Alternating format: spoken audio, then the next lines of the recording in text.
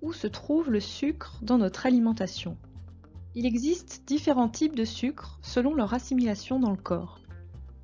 Il y a les sucres rapides, qui se trouvent dans les produits sucrés, donc tout ce qui a un goût sucré. Les bonbons, les confitures, le chocolat, le biscuit, les desserts sucrés. Il existe aussi des sucres lents qu'on trouve dans les féculents. Le pain, les pâtes, le riz, les pommes de terre, la semoule. Il existe aussi des sucres cachés. Ce sont souvent des sucres non visibles ou en excès. Il y en a partout dans les produits industriels. Soda, barres chocolatées, céréales du petit déjeuner, yaourt aux fruits, ketchup, pain de mie, etc. Gare aux produits industriels. À quoi sert le sucre dans le corps? Le sucre est la principale source d'énergie de notre corps. C'est notre carburant, comme l'essence qui permet de faire fonctionner une voiture. On entend souvent que le cerveau a besoin de sucre, mais est-ce que c'est vrai ou faux? Eh bien c'est vrai. Cependant, tous les sucres ne se valent pas. Les sucres rapides, comme on l'a vu, ne sont pas très intéressants car ils apportent de l'énergie qui ne dure pas longtemps. Alors que les sucres lents sont bien plus intéressants puisqu'ils fournissent du carburant beaucoup plus longtemps. Le sucre, est-ce une addiction? Chez les enfants, une consommation régulière de sucre crée une habitude qui pourra peut-être devenir ensuite une addiction comportementale.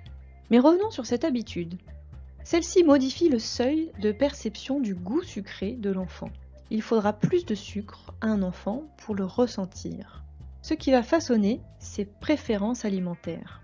Et comme le sucre est un exhausteur de goût, les aliments moins sucrés ou non sucrés lui paraîtront fades.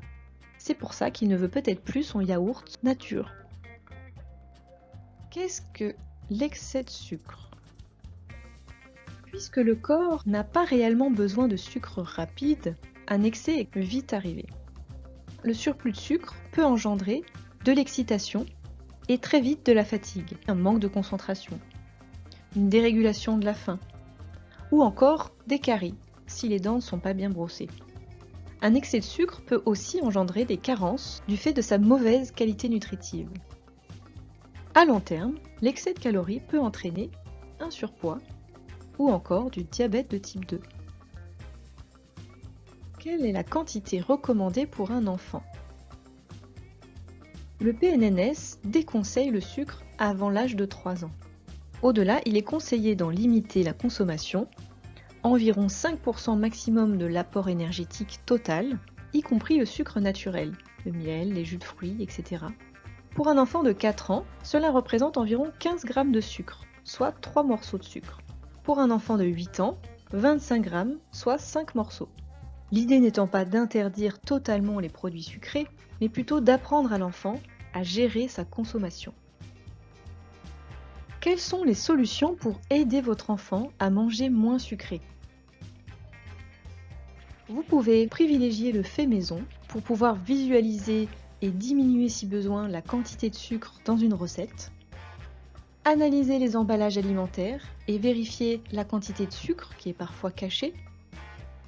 Éviter au maximum les réflexes conditionnés du type « j'ai soif, je bois sucré » ou encore « je m'ennuie, je mange sucré ». Évitez d'avoir toujours du soda dans le frigo. Gardons-le pour les fêtes. Les enfants prennent d'autant plus plaisir à le boire quand c'est pas habituel.